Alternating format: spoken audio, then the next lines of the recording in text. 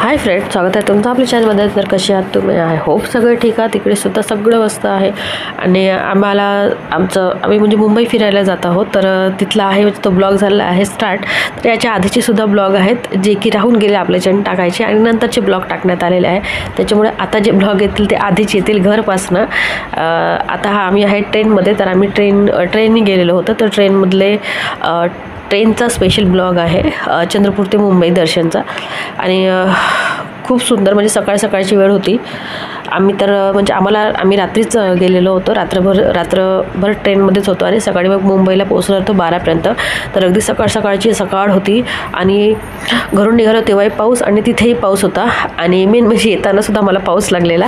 तर आता जाताना बघा खूप सुंदर वातावरण आहे. आणि जशी मुंबई जवळ येत होती तसे ते वातावरण अतिशय सुंदर, म्हणजे खूपच सुंदर असं वातावरण होतं तिथलं. आणि बारीक पाऊस सुरू होता. तर हे बघा काचांवर जे गाडीचे काच आहे रेल्वेचे, तर तिथे असे काचांवर सुद्धा बारीक पाऊस पडलेला आहे. आणि ते हिरवळ पाहून पण खूप असं प्रसन्न होत होतं. अगदी सकाळची वेळ आणि सोबत तो मस्तपैकी वाफाळलेला चाय होता. तर आता मला चाय प्यायचा होता आणि थंडी वाजत होती, त्याच्यामुळे मी डोक्यावरच घेऊन होते. आणि बाकी सगळे काही उठले होते, काही उठायचे होते.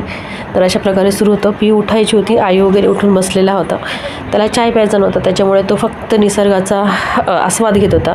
आणि मुंबई येत आहे तर मग आपल्याला तिथून काही बोगदे लागतात. तर ते आता लागण्याची सुरुवात झालेली होती. तर मी मुलांना सांगत होती, कारण याआधीसुद्धा मी मुंबईला गेलेली होती. तर त्याच्यामुळे त्यांना सांगत होते की आता इथे बोगदे वगैरे येईल. त्यांना बोगदे म्हणजे काय तेच समजत नव्हतं. तर मी त्यांना सांगितलं, पूर्ण अंधार होऊन जातो तिथे, पण गाडीतला लाईट्सचा उजेड वगैरे असतो. तर मुंबईला जाताना लागतात.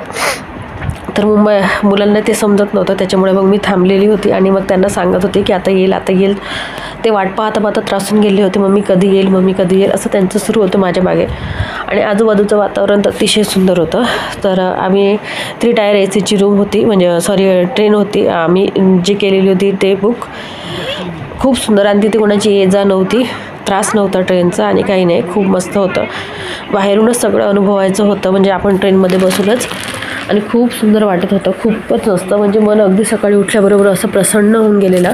आणि त्याचबरोबर मुंबईला जायची जी ओढ होती ती आणखी जास्त होत होती, कारण जसं तो पाऊस पडत होता आणि हिरवा ते गारगार वारा दिसत होता. तर अशा प्रकारे काहीसे पूल वगैरे पडले, नदी वगैरे पडली. तर ते पाहून आणखी म्हणजे छान वाटत होतं. ते दिसायला खूप सुंदर दिसत होतं. तर आयू बघतच आहे, मम्मी कधी येईल बोगदा.